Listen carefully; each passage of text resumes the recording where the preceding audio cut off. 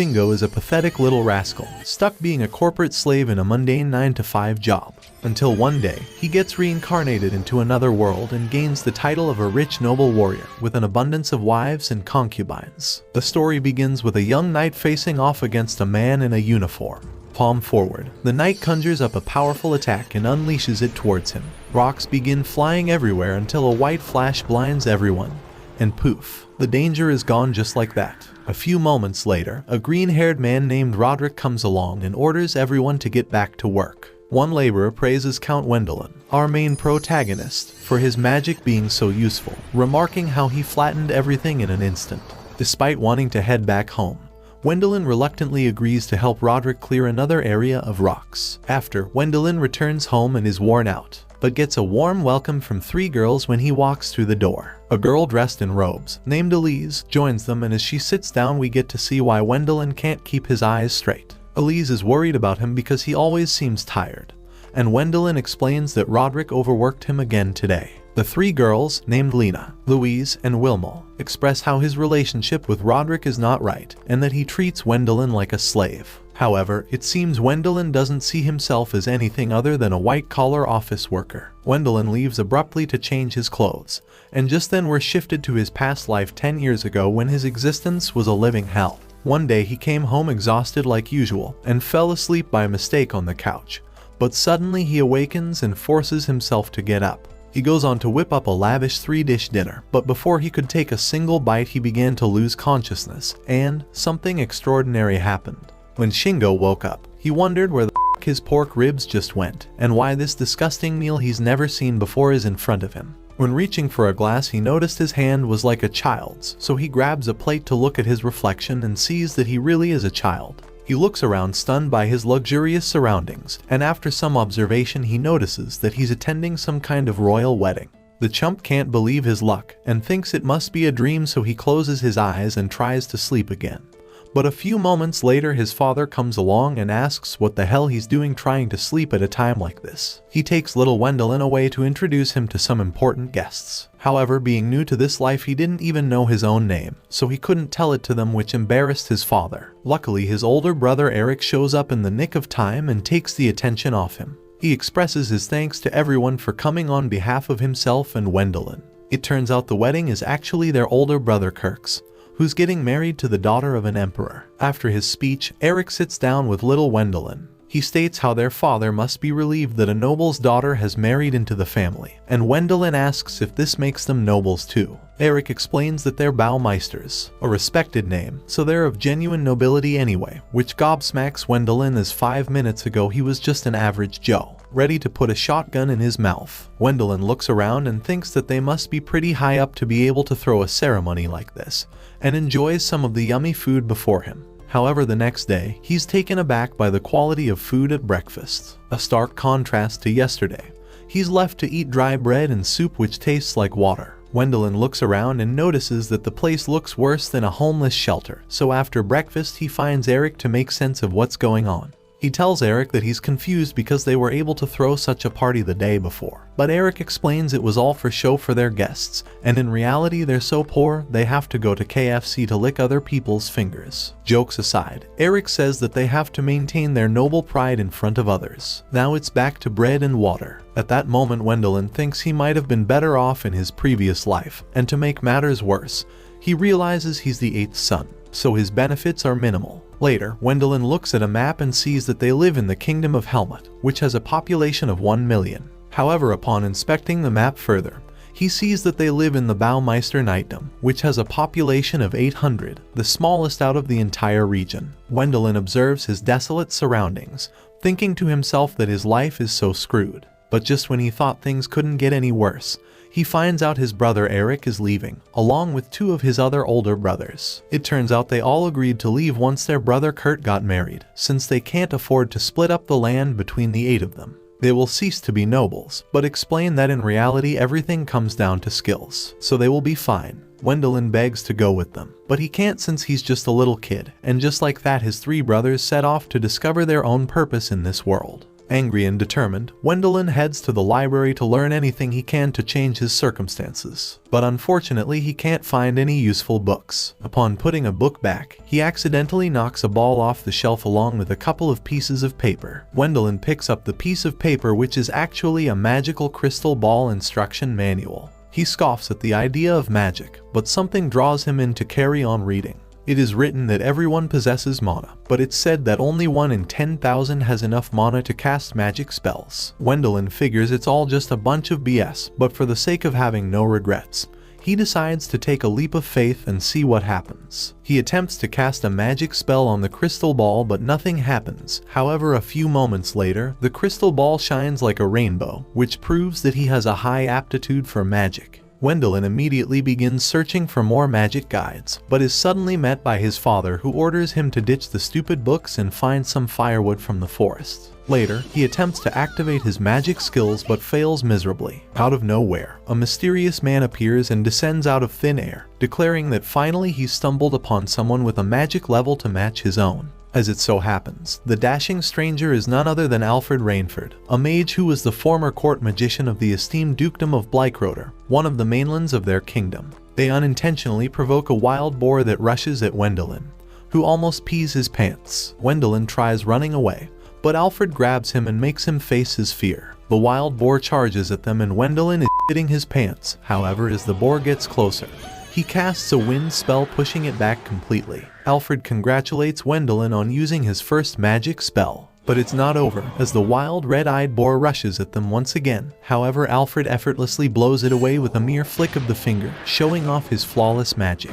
Wendelin's jaw hits the floor, and just when he thinks he can't be any more surprised, Alfred drops a bombshell and reveals that Wendelin is destined to become a magician, far greater than even him. Later, Wendelin walks through the door of his home, greeted by the familiar sight of his family bustling about. The sad Brokey drinks a cup of hot water, calling it tea, which triggers memories of the day Alfred first offered him the same beverage. He recalls with amusement how the magic master managed to fit an entire boar into a small bag on his belt. Wasting no time, Alfred reminds Wendelin that their magic lessons will begin the next day, stressing the importance of keeping their arrangements secret. Wendelin discovers that if their partnership is found out, he could become the village lord, displacing his egotistical older brother from his inheritance. This power shift weighs heavily on his mind as he considers the implications for his new family. Wendelin's first lesson involves combining Alfred's magic with his own abilities, aiming to synchronize their mana. Despite Alfred's reassurances of Wendelin's potential, the young apprentice notices the unnaturally cold touch of his mentor's hands. Meanwhile, Wendelin's father discovers that the crystal ball has been moved and suspects Wendelin's involvement. However, he ends up laughing off the idea, assuming that his son is a disappointment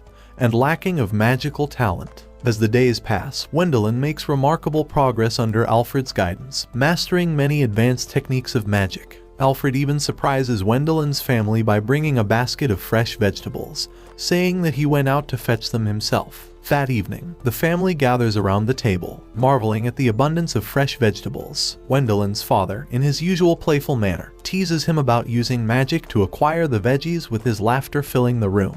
On the contrast, Wendelin's older brother remains somber and anxious as usual. Despite the teasing, their magic lessons resume, and Wendelin's abilities continue to blossom. He learns to use magic in order to sense things, and even manages to hunt down a horo, an extremely rare bird-like creature, proving Wendelin's worth and proficiency. During their meal, Wendelin dares Alfred to a wasabi challenge. To Wendelin's amazement, Alfred accepts the challenge and devours the wasabi without so much as a flinch, leaving Wendelin in awe. Alfred then warns Wendelin about delving too deep into the woods, and cautions him regarding the dangers of the enchanted forest, which is filled with monsters. Despite the risks, many people roam the forest in search of rare herbs and medicine, but most are hoping for quick riches in the form of treasure. After supper, Wendelin practices manipulating water and confides in Alfred about his suspicions regarding his older brother's spying. Alfred recognizes Wendelin's brother's fear regarding his inheritance rights and asks Wendelin if he desires to become a lord. However, Wendelin expresses his reluctance, preferring not to burden himself with such responsibilities. Alfred then suggests that Wendelin considers the path of an adventurer, akin to his own journey. Unexpectedly, a dark aura begins to shroud around Alfred's arm, causing him intense pain. He realizes that he still needs more time to overcome this challenge. Later, Wendelin shares his aspiration of becoming an adventurer with his family. However, his father crushes his dreams, citing financial constraints that prevent them from sending Wendelin to the Adventurers Academy. The following day, Alfred sits down with Wendelin and explains that the Adventurers Academy is located in Branchburg, a bustling commercial hub where even children can join guilds and sell hunting items for real money. Wendelin's excitement surges at the prospect of earning enough to fund his tuition. However, to gain admission, he must first master the travel spell for flying. Alfred demonstrates the spell by lifting Wendelin high into the sky, showing him a breathtaking view of the world below. That very night, an ominous dark aura returns, engulfing Alfred's entire body and causing him excruciating pain. The next day, while practicing the flight spell, Alfred informs Wendelin that their training will conclude soon. Wendelin has made remarkable progress and is now deemed ready to embark on his journey. During an evening meal at home, their father recounts a chilling tale of the Whispering Dead in the nearby forest, an undead creature with intelligence. Wendelin suddenly realizes that Alfred is one of these beings and rushes out in search of him. Alfred reveals his truth to Wendelin. He became one of the Whispering Dead 5 years ago. The previous Duke's eldest son fell ill, prompting the Duke's journey to the Enchanted Forest in search of a cure. Alfred accompanied him for protection, but they were outnumbered by an army of 2,000 monsters. Exhausted and overwhelmed, Alfred held a deep regret that transformed him into a Whispering Death. However, these creatures move on when their wishes are fulfilled. Alfred's wish was to pass on his magic knowledge, a goal he accomplished. As a final test, Alfred instructs Wendelin to perform sacred magic and purify him, thereby ending his existence. Initially resistant, Wendelin eventually agrees to honor Alfred's wishes. Tearfully, he follows his master's instructions and purifies him, watching as Alfred vanishes into the void. Years pass, and a younger Wendelin, armed with his magical abilities and newfound knowledge, leaves his home with his belongings, embarking on his journey to become an adventurer. Upon arriving at the Adventurers Academy, Wendelin is filled with hope, eager to make new friends and embark on his new journey. The academy buzzes with students from all kinds of diverse backgrounds, each showcasing their unique magical abilities. Louise Jolland Oralia Overweg, the fiery third daughter of the Overweg family, demonstrates her prowess with magical fists, while Ina Suzanne Hillenbrand, the spirited third daughter of the Hillenbrand family, excels with the spear. As Wendelin nervously waits for someone to approach him, his turn to introduce himself arrives, much to his chagrin. The room falls silent as he shares his name, revealing that he is the only magic student on scholarship. Despite this, his magical abilities are already on par with those of top-class adventurers. Afterward, the professor distributes sheets of paper, instructing students to form groups as training commences the following month. Wendelin feels alone and isolated during lunchtime, sensing the weight of his lonely status amidst the happiness of his peers. Sitting alone, Wendelin's solitude is interrupted when Louise catches his eye and beckons over a young swordsman named Erwin von Arnim. Erwin, the spirited fifth son of his family, is intrigued by Wendelin's evident magical prowess, prompting him to join their group. In class, the professor emphasizes the importance of teamwork in earning money through hunting. Erwin devises a plan with the girls, proposing that they outshine Wendelin by bagging more games to impress him. On the day of the exchange, the Axe group proudly presents a hefty boar. However, Erwin's group steals the spotlight by showcasing 3 sizable boars, aiming to make a lasting impression on Wendelin. Wendelin enters the scene empty-handed, but soon surprises everyone by pulling out various wild animals out of his magical bag. The astonishing display of Wendelin's magical prowess sends shockwaves through the other groups, causing them to back off, including the arrogant axe-wielding group, who can't help but feel outclassed. When Wendelin receives his earnings, he extends an invitation for others to join him for a meal, only to find himself standing alone, the empty space around him echoing his loneliness. That night, Erwin and the girls open up about their family backgrounds, revealing how poverty has limited their opportunities. In their families, only the firstborns are entitled to education and land inheritance, leaving them discouraged and demotivated from pursuing their dreams. Frustrated by the injustice, Ina passionately argues for fighting for their aspirations, while Louise offers a glimmer of hope, encouraging them to use their limited magic to enhance their physical abilities. Determined, they resolve to hunt more animals to catch Wendellin's attention. The next day, they venture deep into the enchanted forest in search of better prey, only to find themselves surrounded by a pack of wild wolves. Erwin sustains injuries in the skirmish, but Wendelin, utilizing his magical detection abilities, senses their plight and rushes to their aid in the infirmary. After the encounter with the wolves, Erwin and his group apologize to Wendelin, feeling unworthy of being in his group. However, Wendelin expresses his desire to be part of their team, reassuring them that both sides have been using each other for mutual gain. Shortly after, the professor makes an exciting announcement. The Duke of Bleichroder has extended an invitation to all Academy students for a grand party. Excitement fills the air as students eagerly anticipate the event. However, the axe-wielding group attempts to undermine Wendellin's worth, suggesting that the party is merely a ploy to introduce the Duke to him, disregarding the significance of other students. Despite the attempts to diminish his value, Wendelin, along with Erwin's group and the other students, prepare themselves for the grand affair, dressing in their finest attire. At the event, the Duke introduces himself as Amadeus Freitag von Bleichroder and requests Wendellin's company. Wendelin agrees, but only on the condition that his group can accompany him, pointing towards Erwin and the girls, who are taken aback by the unexpected requests. As they enter the Duke's mansion, they are greeted by the court magician, Brantag Ringstadt, who instantly recognizes Wendelin as a disciple of Alfred due to his magical bag. Brantag reveals that he was able to track Alfred's magic, but it disappeared 7 years ago.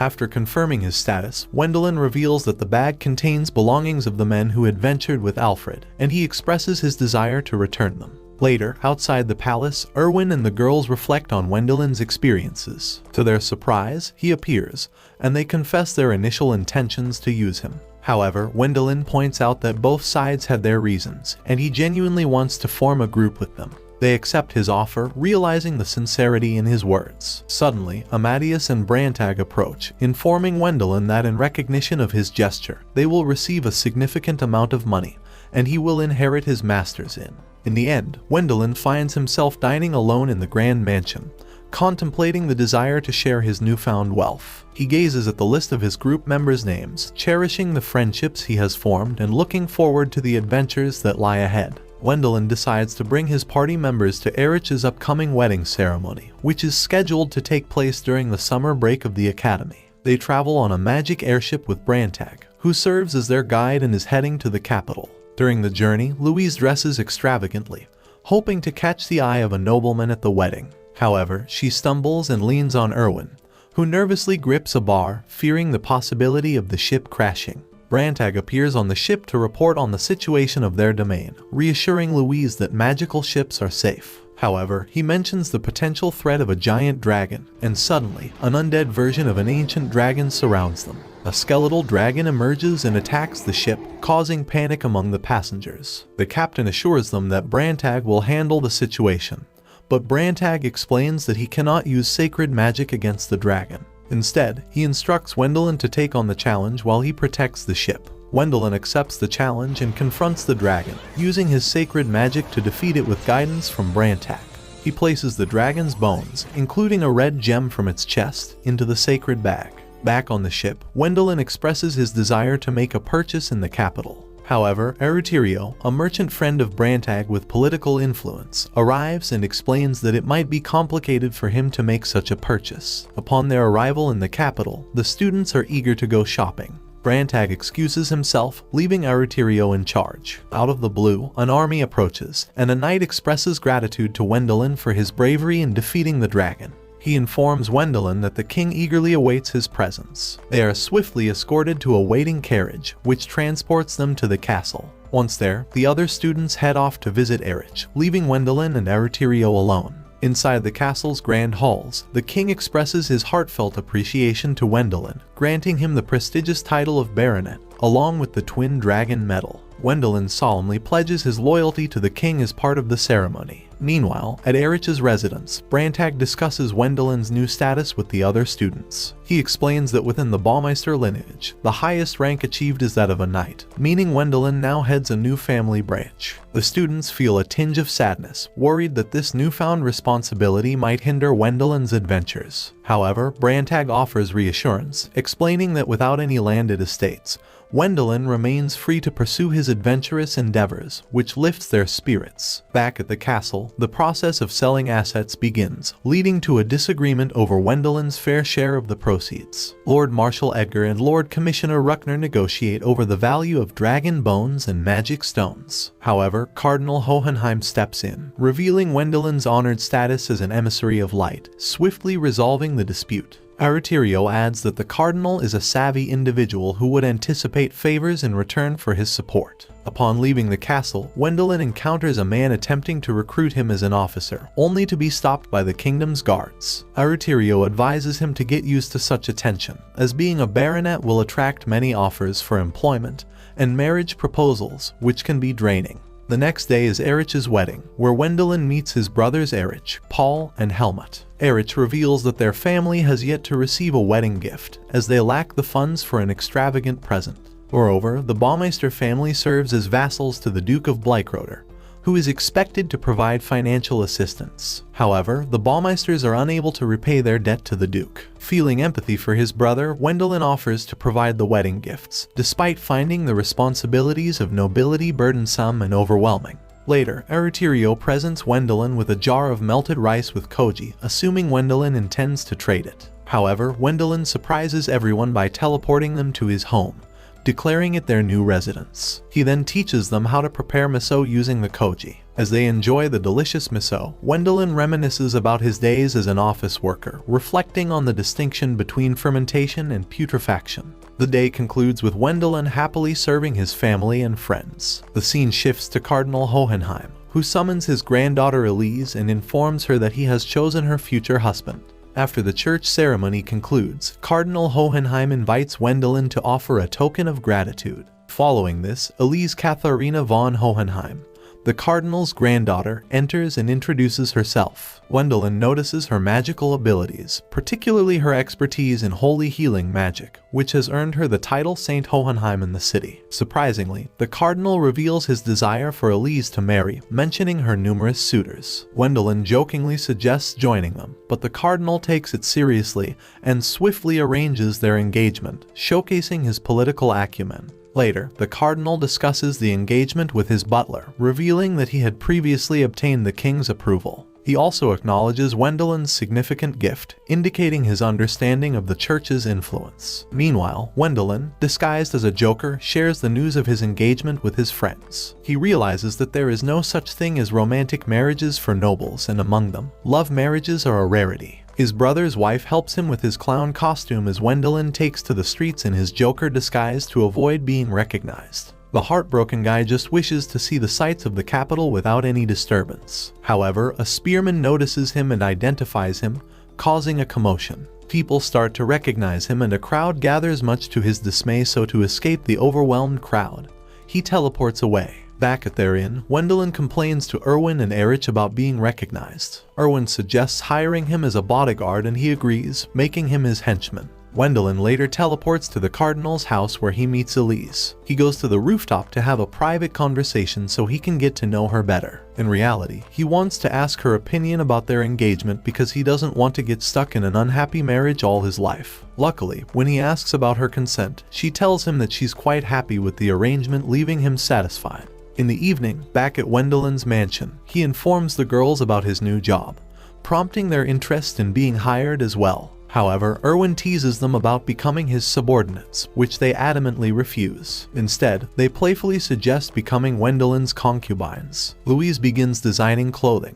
explaining to Ina that becoming Wendelin's concubine could provide her with opportunities to start a school and gain recognition from her family. Inspired by this, Ina joins in the discussion. Overhearing the girls' debate about clothing, Wendelin receives an invitation for a date with Elise. The following day, they enjoy lunch together, and after the meal, the butler suggests that as a gentleman, Wendelin should consider giving Elise a gift. Feeling embarrassed, Wendelin agrees, and they visit a jewelry store to browse engagement rings. Wendelin is taken aback by the high prices, but after careful consideration, he selects a specially crafted engagement ring with a magical stone, priced at 300 gold coins. During the carriage ride home, Elise assumes that Wendelin chose the ring because it allows him to store mana in the stone. However, Wendelin rizzes her by saying that he picked it because he thought it was perfect for her. Flattered by his sincerity, Elise is touched when Wendelin infuses the stone with mana, causing it to shine and revealing the universe within. Meanwhile, the cardinal seeks his butler's opinion on Wendelin. The blunt butler remarks that Wendelin treated Elise like an ordinary girl, and they cannot predict her thoughts. As the day comes to a close, Wendelin, being a working class at heart, reflects that the lunch would have been much better with soy sauce. At their mansion, the group discusses their strategy, named Operation Concubine Seduction, which they plan to resume upon returning to the academy, seeing it as an opportunistic time as Elise is in the capital. Meanwhile, a girl enters and takes the chance to inquire about Wendelin from his friends, while Wendelin himself receives a task from the king to subdue another dragon, viewing it as a menial servant's job. Elsewhere, a knight explains the kingdom's dire situation. There are insufficient supplies, yet they must confront an ancient dragon. Only mages can withstand the dragon's fiery breath, and they are joined by Armstrong, the palace magician, a big, muscular, enthusiastic mage who vows to swiftly defeat the ancient dragon. They fly to the military garrison on the border of Palkenia Prairie. Meanwhile, Erich explains that as Wendelin goes to defeat the dragon, his army must handle rampaging monsters. Since they lack an official commander, they appoint Erwin, Wendelin's henchman, to lead them, while Wendelin tackles the dragon. It's revealed the palace intentionally chose him for the task to avoid granting him vast lands as a reward. As a noble of the robe, rewards will be settled with medals and money. As several men arrive at the door ready for battle, Erwin nervously leads them to the battlefield. As night falls, Louise, Ina, and Erwin feel the weight of anticipation for their debut battle against the monsters. Their anxiety heightens when Elise arrives unexpectedly. It turns out they summoned her to assist with healing, but she becomes saddened upon learning that Wendelin left to confront the dragon. The next morning, Armstrong, Brantag, and Wendelin arrive on the battlefield. Armstrong dons magical armor and engages the dragon, swiftly overpowering it. However, the armor drains his magic rapidly, posing a risk if he depletes it entirely. Therefore, he focuses on restraining the dragon, allowing Wendelin to deliver the final blow. With a decisive strike, they defeat the dragon, and Wendelin stores its remains in his magic bag.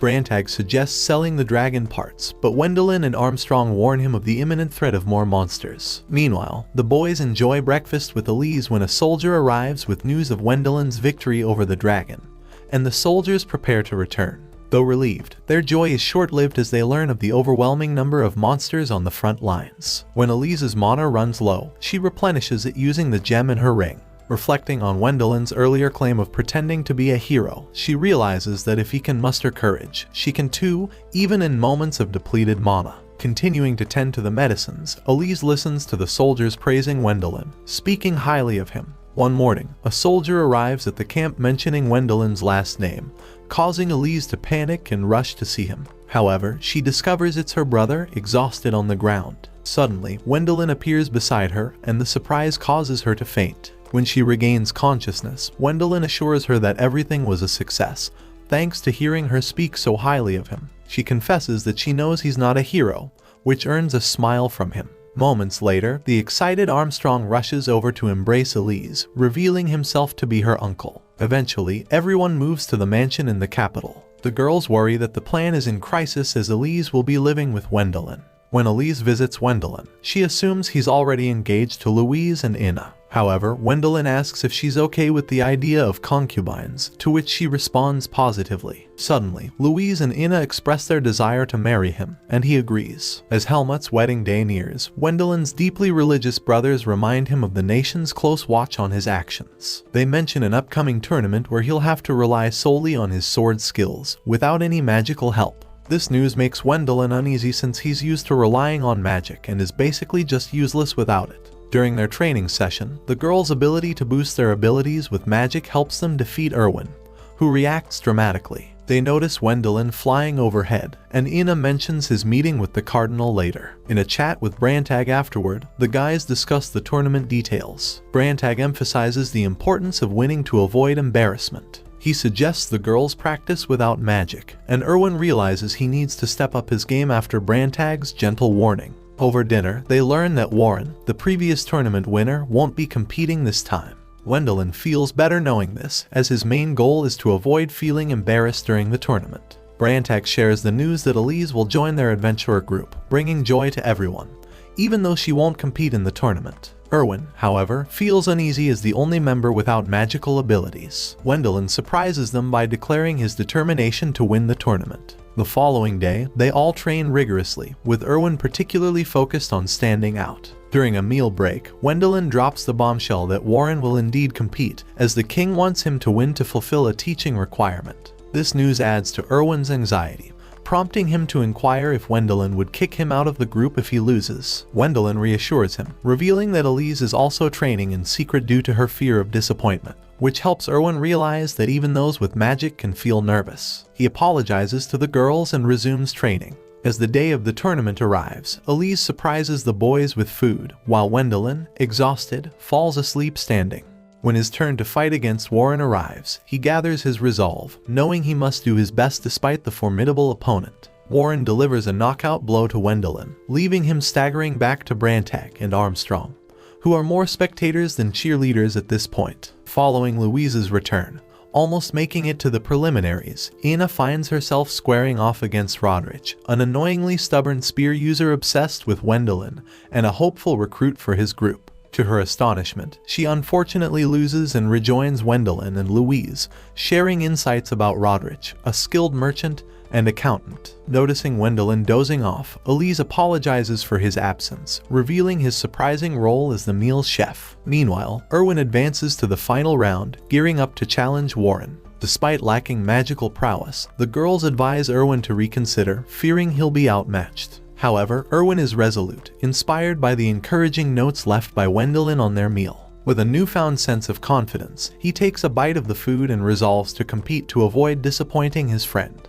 Later, we witness Warren training Erwin and Ina alongside Rodrich, hinting at their eventual success. Meanwhile, Wendelin joins Louise as they prepare to train with Armstrong, their martial arts instructor. As time elapses, tax reports arrive for Wendelin's father, who promptly passes them on to Kurt. During this period, Kurt's wife and her son Carl pay him a visit, mentioning someone's interest in discussing Wendelin, which infuriates Kurt. Later, he receives an anonymous letter, read by his wife, disclosing that Wendelin is currently exploring ancient ruins. Meanwhile, Wendelin and his friends are rejoicing as 3 years have swiftly passed, marking their transition into adulthood and freedom from noble obligations. They've embraced the life of adventurers and embark on their inaugural mission, unburdened by aristocratic ties. However, their excitement is tempered when Brantag arrives with a letter from the king, tasking Wendelin with an expedition to ancient ruins, an unexpected echo of their past. En route to the ruins, they inquire about Brantag's presence, learning that the king assigned him to oversee their journey. Given the history of adventurers failing to return from the ruins, suspicions arise about a lurking dragon.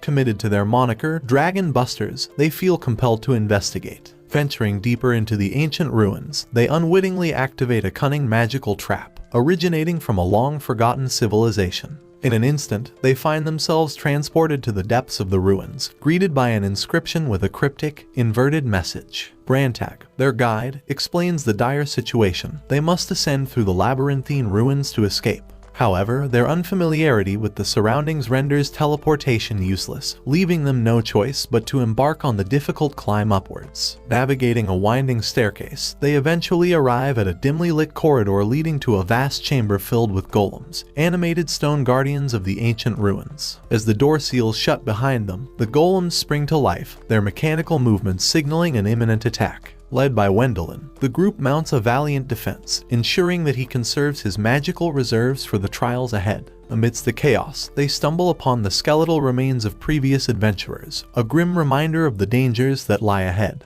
Their journey continues as they press onward, encountering more golems through another staircase. Meanwhile, in the royal court, the king confers with Armstrong, expressing growing concern over Wendelin's prolonged absence and the rapid growth of false rumors circulating about him. Evil smirks from a group of courtiers hint at malicious intent towards Wendellin's supporters. Baron Ruckner emerges as the mastermind behind the deception, scheming to elevate Kurt's children as heirs by engineering Wendellin's downfall. Back in the depths of the ruins, the group perseveres, locked in a relentless battle against the golems, their endurance tested as they take turns resting in brief respites. Suddenly, they stumble upon a seemingly empty chamber, only for a majestic gem dragon to awaken at its center. At a critical juncture, with Ina ensnared by the golems and Elise's magical reserves dwindling, Wendelin devises a plan to combine his magic with Brantak's. Despite their efforts, they find themselves unable to overcome the dragon's formidable defenses, their mana rapidly depleting. Sensing their dire situation, Louise intervenes, swiftly healing Ina before casting a radiant light spell on Wendelin. In a moment of unexpected intimacy, their lips meet in a kiss, triggering a surge of power that enables them to vanquish the dragon. Exhausted, they collapse, only to awaken later in a bed and their trial is seemingly over. As they regain consciousness, Wendelin overhears the girls discussing Elise's unconventional spell. Although they acknowledge that the kiss was unnecessary, they understand the sentiment behind her actions. Subsequently, Wendelin and Elise venture into a library within the ruins, where they reunite with Brantak. He enlightens them about the ruins' origins, revealing that they were constructed by Count Ickelberg, a powerful magician determined to safeguard his legacy. Exploring further, they encounter a collection of ancient ships, serving as magical cores. Activating a lever, they unlock a hidden hatch, unveiling a mysterious hideout concealed within the depths of the ruins. Upon their return to the castle, they begin sorting through their findings and learn that the king intends to purchase everything except the magic circle, which the mage will buy. The sum the king offers each of them, a staggering 2 million gold coins, leaves Wendelin astonished. Over tea with Armstrong later, Wendelin shares his plan to depart from the capital and pursue adventures in Breitberg. Armstrong agrees, pledging to uncover the individual behind the rumors about Wendelin. While surprised by this revelation, he learns from Armstrong that advancement often attracts envy. The group collectively decides to reject the offer of 2 million gold coins each, opting instead to donate their earnings to Armstrong. Consequently, Wendelin finds himself with a substantial sum of 10 million gold coins, anticipating that this newfound wealth may lead to further problems. Meanwhile, at the home of the finance officer's brother, a gathering of Wendelin's detractors convenes upon hearing that he survived. Fueled by their animosity towards him, they begin plotting his disappearance once again.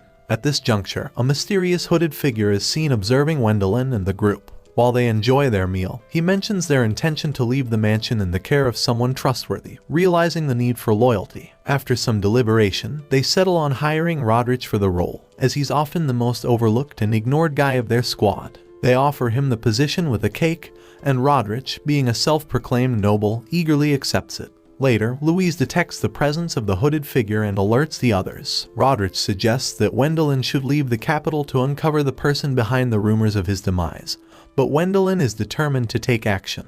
The hooded figure is unveiled to be a girl. Subsequently, the group proceeds to the Magic Guild, where their guide leads them to Lucas Gotts Beckenbauer, the laboratory director. Wendelin requests the use of Lucas's magic circle, which has the ability to materialize anything one imagines. During the process, Lucas makes a remark about the advantages of this condition, leading to an awkward moment for Wendelin and confusion among the girls. In their second attempt, they all conceal themselves, and Wendelin successfully materializes his desired object right before them. After their return to the mansion, Wendelin hosts a gratitude-filled gathering. Rodrich unveils the source of the rumor, the finance officer's brother. This makes Wendelin to initiate an investigation. Meanwhile, the hooded observer witnesses the feast, including the magically conjured tuna by Wendelin. Intrigued, she bursts into the mansion, causing a commotion. Despite attempts to shield him, she confronts Wendelin and begins devouring the food. Edgar arrives, introducing the intruder as Wilma Edel von Asgahan, his daughter, who offers herself as a bodyguard or concubine. Brantak clarifies her condition, the hero syndrome, which boosts her strength magically. Wendelin then reveals his plan to relocate to Breitberg for hunting, but Edgar surprises him with a revelation about monster hunting there. The Duke also approaches Wendelin with a request. The scene transitions to Kurt's wife, who discloses her brother-in-law's scheme to her husband. Kurt's avarice worries her. However, she's taken aback to see Wendelin and the other children outside the window. The scene shifts to Wendellin's parents' house where he unhappily drinks the infamous tasteless tea which reminds him of his poor times. His father, Sir Arthur, reveals that 15 years ago, the Duke of Bleichroder led an army into the enchanted forest in search of a magical cure-all. Unfortunately, they ended up being dead, and Alfred Rainford was also a part of that army. Brantag explains that the corpses of those fallen soldiers have now become undead, specifically zombies. He adds that the Duke has tasked him and Wendelin to purify all the undead before they can become greater undead, like liches. As the zombies are on their land, Arthur is entitled to 30% of any profit gained from the zombies' materials, but Kurt greedily demands 50% and tries to insist the zombies and their belongings be left in the forest instead of being given proper funerals. Kurt claims that their soldiers were poor and they had already held their funerals. It becomes clear that Kurt is mad, but Elise intervenes in the conversation and says that she'll be more than happy to help conduct the funerals again after purification. The annoyed Kurt taunts her, saying that she's doing all this for the sake of fame. Upon hearing this, Erwin loses his patience and he yells at Kurt to stop all this nonsense. An argument ensues between them, but Wendelin calms everyone down and humbly accepts his brother's deal. However, the girls are furious by Kurt's attitude and they defend Wendelin by telling Kurt that even though he's the younger brother, he's still a baron. This angers Kurt even more, and Wendelin notices the change in his brother. Later on, Kurt starts giving orders to the villagers to work, but they inquire about Wendelin and his work purifying their relatives. An old man says that he wants the Dragon Slayer to purify his deceased son, but Kurt shows no emotions. He becomes furious and his assistant announces that Wendelin is just an adventurer and won't stay in the town for long. The scene then shifts to Kurt's house where Marlene, Herman's wife, has prepared pie to show support for Wendelin. She tells him that her grandfather is also an undead and he promises to return her belongings. She then suggests that he should be the lord of the domain, which scares Herman because Kurt hates Wendelin.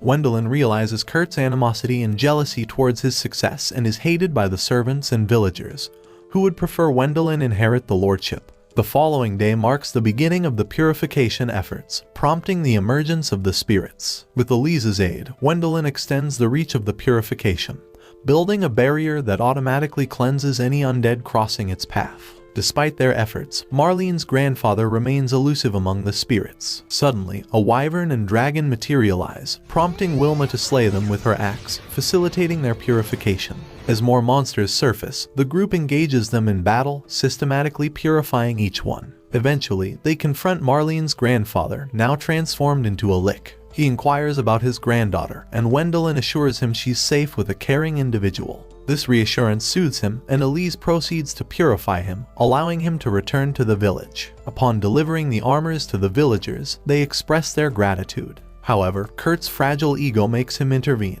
insisting they hand the armors to the blacksmith due to iron shortages in the domain. The villagers protest, wishing to honor their deceased loved ones by utilizing the armor for their funerals. Wendelin intervenes, thwarting Kurt's attempts to seize the armors by offering him a large iron block instead. This gesture frustrates Kurt, and appreciative of Wendelin's intervention, the villagers begin to regard him as a prospective leader for the domain. Upon his return to the Duke's estate, Wendelin receives orders to head back to the village to oversee the sorting of the villagers' belongings before handing them over. In the village, a funeral is held, with Elise leading the prayers. Soon, discussions arise about Kurt's absence, and the mayor, under the guise of Mike Falls, listens in on the villagers' conversations. As the villagers gather, the group entertains them, catching the attention of the mayor, who later approaches Wendelin with a proposition to become the lord of the domain. He reveals that this decision aligns with the palace's wishes. Brantag's arrival confirms the palace's endorsement of Wendelin as the lord of the lands. Meanwhile, the scene shifts to the king strolling with his allies, talking about a potential succession regarding Wendelin.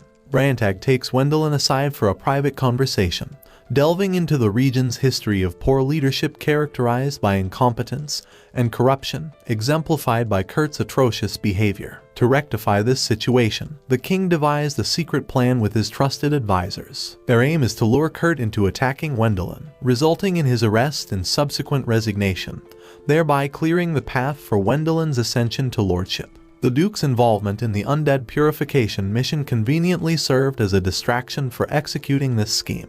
When Wendelin asks Brantag about the delayed disclosure of this plan, Brantag reassures him, asserting that the outcome would have remained unchanged regardless of Wendelin's prior knowledge. Wendelin expresses concern about the potential dangers of the plan, but Brantag offers reassurance, explaining that he has been vigilant in monitoring the situation and even refrained from drinking for a couple of days to maintain peak focus. Despite his lingering doubts about assuming the role of Lord, Wendelin acknowledges Brantag's points about his capacity for influence, power, and financial resources, conceding that he may indeed be the most suitable candidate to lead the region's development. The following day, Wendelin tells his friends about the palace's plan. They view it positively and encourage him to embrace the orders without overthinking, as he typically does. Soon after, Amelie and her sons visit Wendelin, and in his usual charming magician uncle fashion, he entertains them with tricks like creating water balls and mini rainbows. Observing the innocence of the children, his friends express pity, knowing that once their father is removed from his position,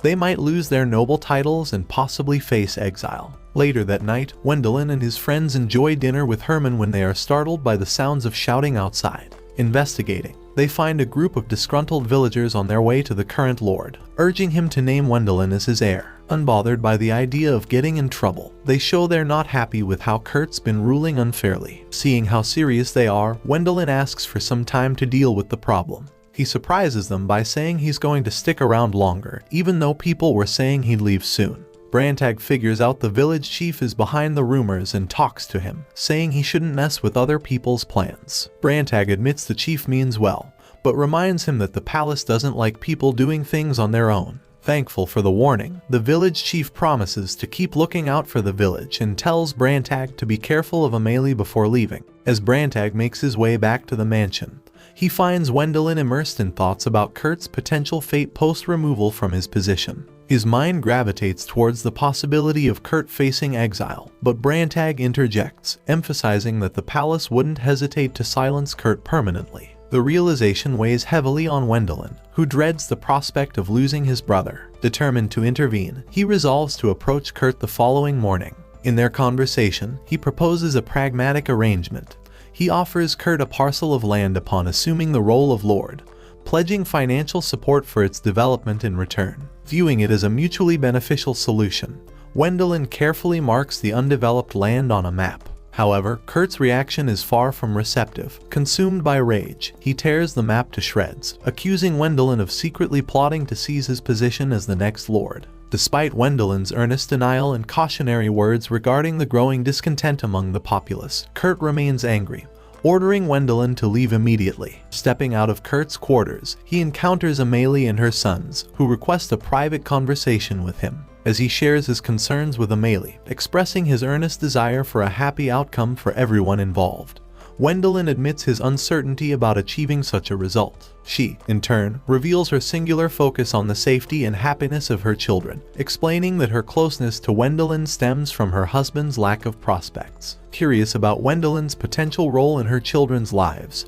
she questions his stance on becoming a stepfather. In response, Wendelin, adding a touch of humor, deflects the question by mentioning his existing engagements with various women. Following his encounters with Kurt and Amelie, he finds himself grappling with uncertainty regarding his next steps. However, amidst the happiness of making mayo with his friends, Wendelin decides to take on the mantle of lord after careful consideration. Yet, he resolves to do so on his own terms, rejecting the palace's preconceived notions and opting for a unique approach to resolving his dilemma. Determined to uphold his vow of preserving lives, Wendelin enlists the unwavering support of his friends, who solemnly pledge to stand by his side. With their solidarity supporting his resolve, he embarks on a mission to safeguard the village. The subsequent day dawns with Wendelin and his companions transforming a corner of the village into a bustling mini-market. Their stall boasts an assortment of goods, ranging from the beloved mayo to exquisite garments and rare trinkets sourced exclusively from the capital. Villagers go to their shop, captivated by the superior quality of their offerings compared to the low-quality wares available elsewhere. However, the success of Wendelin's enterprise sparks discontent among Kurt's lackeys,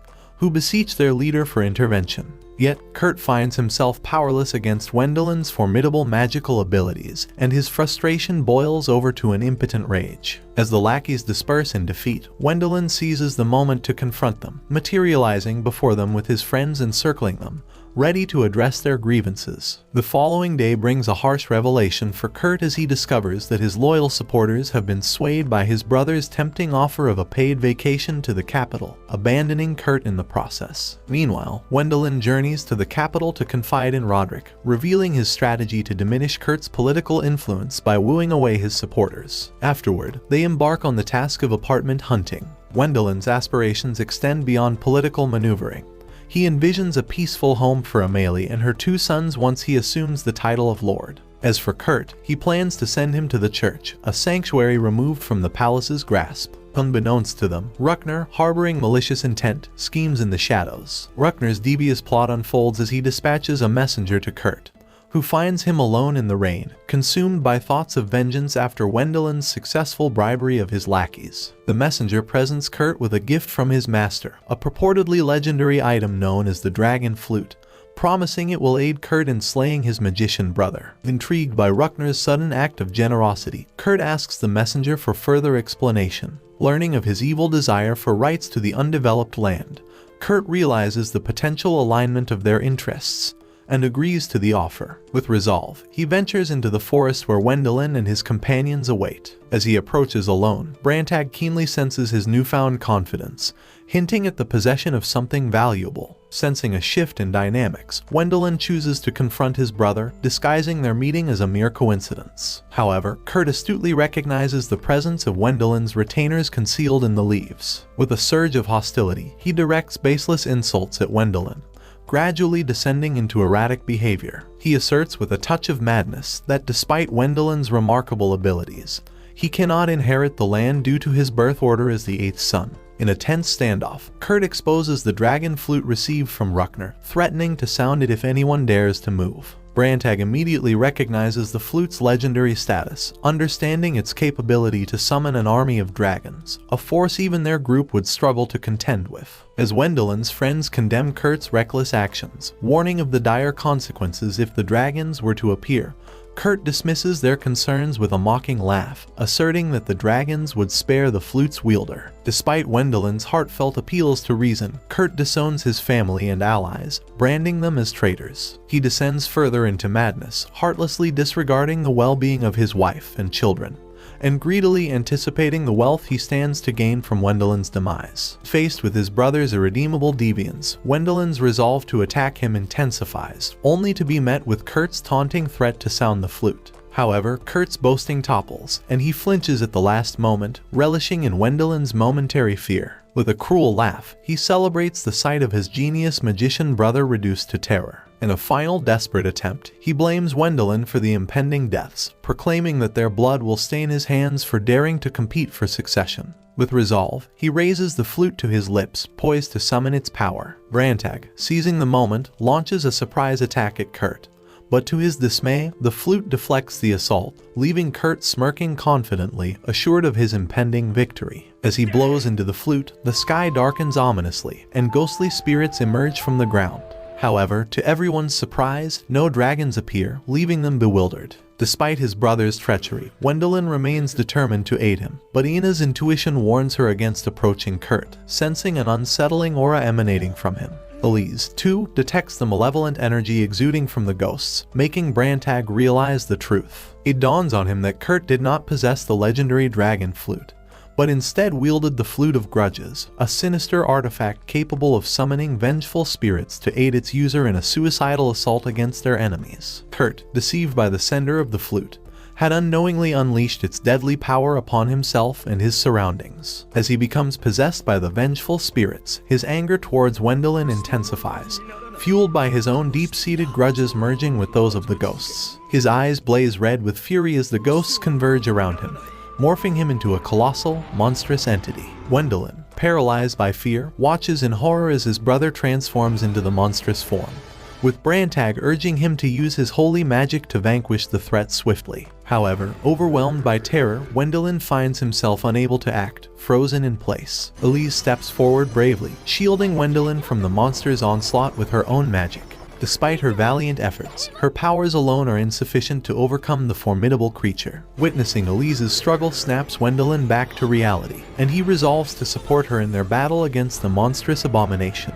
Realizing that there is no hope of saving his brother from the grip of the vengeful spirits, Wendelin decides to grant Kurt a peaceful departure. Channeling his holy magic alongside Elise's, he amplifies their combined power, unleashing a radiant burst of light that disintegrates the monstrous entity. In the heart of the explosion, Kurt, encased in a central capsule, is blown away before detonating in the distance. As the flute of grudges falls to the ground, Kurt's malevolent soul takes flight, seeking vengeance on the man who deceived him. Meanwhile, in the capital, Ruckner celebrates in his anticipated triumph, believing Kurt to have disposed of Wendelin and secured access to the coveted undeveloped land. His allies applaud his cunning plan, yet Ruckner remains wary of Kurt's loyalty, dismissing him as a mere country fool. Suddenly, Kurt's vengeful spirit shatters the window of the room, exacting revenge on Ruckner and his associates. The following day, Wendelin arrives in the capital and encounters Rodrich outside the scene of the incident. He learns of the gruesome events that transpired, with Kurt sole responsible for the lives of Ruckner, the party guests, and their entire families. Shockingly, the casualties include 12 noble families, leaving a profound impact on the realm.